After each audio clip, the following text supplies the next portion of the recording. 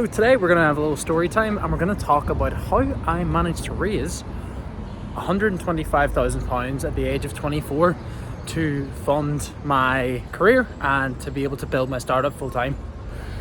As you can see here, I'm walking about Lisbon in Portugal. I've lived here for the last year, and this is quite ironic time for filming this video, as I've lived pretty much as a digital nomad for the last year and working alongside my startup with my founders back in Ireland. But now with our recurring revenue increasing, we've managed to get enough to go full time on the project. It all really started last May when we managed to raise that funding. 23 at the time, so I didn't really know much about raising funds or what the process actually looked like to raise money, but I knew that I really wanted it. I knew I wanted to be full time.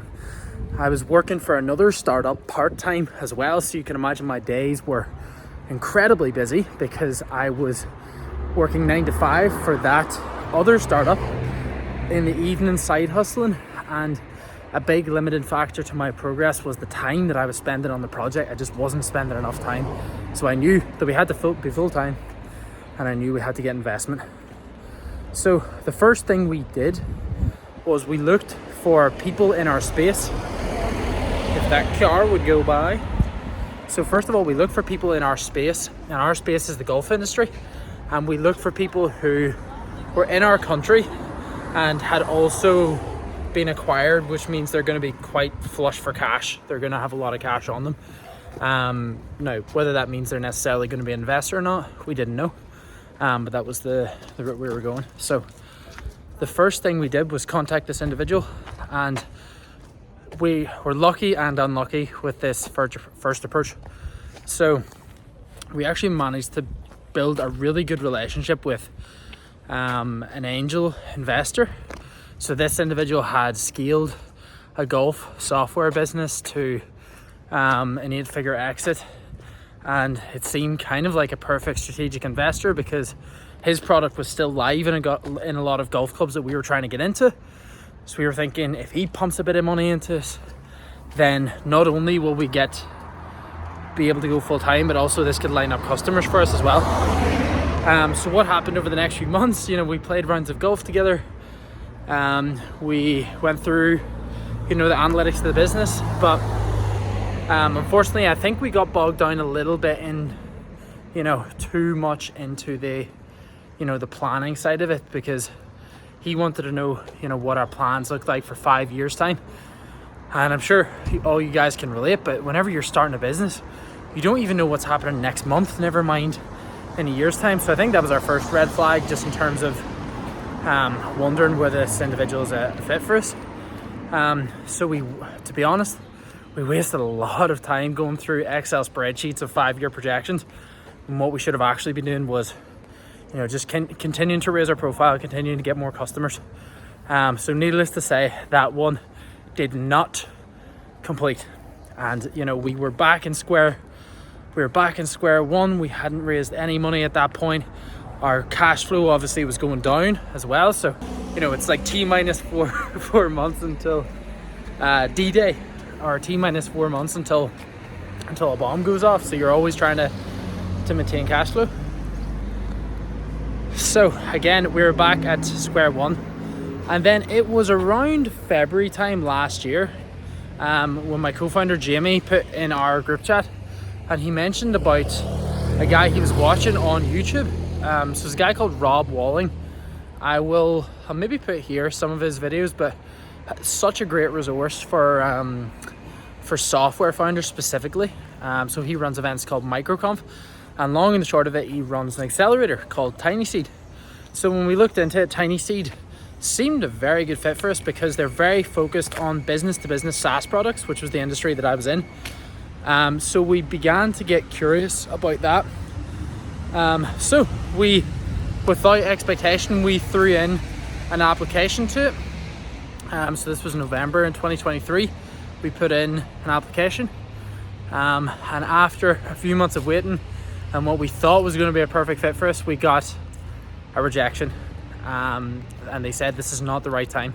However, it was all not lost, because they did say in the rejection letter that they were very impressed by what we had done, and if we came back in a few more months' time with more traction, then they would very much consider us.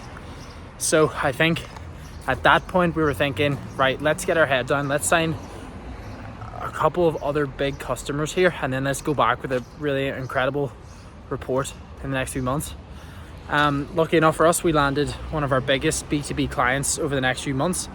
So it was actually an Irish golf club down near Dublin. So that was around about a £6,000 to £7,000 recurring revenue contract, which was our biggest at the time. And we thought that that would be a very compelling argument to say, along with the other couple of clubs that we'd signed up, that this was actually backable. So TinySeed's criteria is that the minimum your startup can do every month is £500 MRR, so we were well clear of that. It was more just a case of whether they wanted to back us and if our traction was good enough for them. So this time, put in an application for the accelerator. Crossy road. We put in an application for the accelerator, and then we got through to the interview stage. And you know what, I mean, in my first experience of raising funding, again, we're pretty early on in this game. I'm only 25 right now, but I just seen such a difference between the attitude of American investors versus UK. UK investors seemed very tentative and wanted to see a whole breadth of financial planning, a lot of Excel spreadsheets, versus American investors, and typically TinySeed, you know, they're essentially a VC firm, you know, with an accelerator into it.